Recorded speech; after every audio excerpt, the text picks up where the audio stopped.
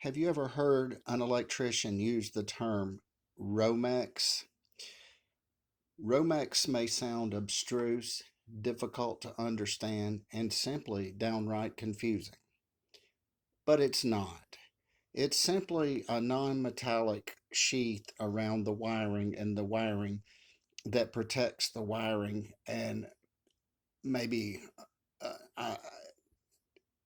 rubber esque looking material on the outside, in this case, yellow.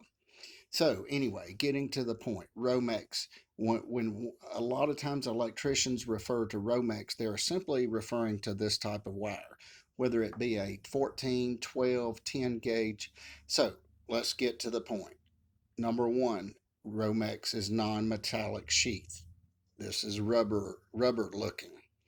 Two, refers to a protective sheathing that protect the wires. Three, gauges 14, 12, 10. When someone says 14.2, in this case, this would be 12.2. You have 1.2, and this would be a 12.2 wire in a ground. We're excluding the ground.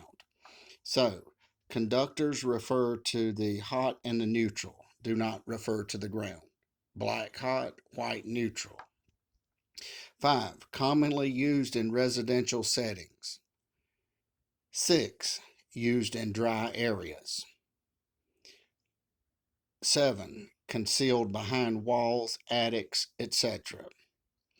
The non-used areas would be wet areas, service entry outside of the home, or not underground.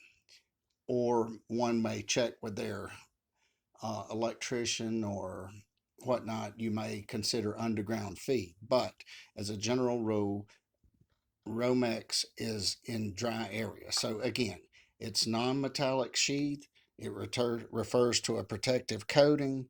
Gauges 1410, other gauges 114.2, conducts protects the wires. Commonly used in residential settings, dry areas, concealed behind walls, attics, etc.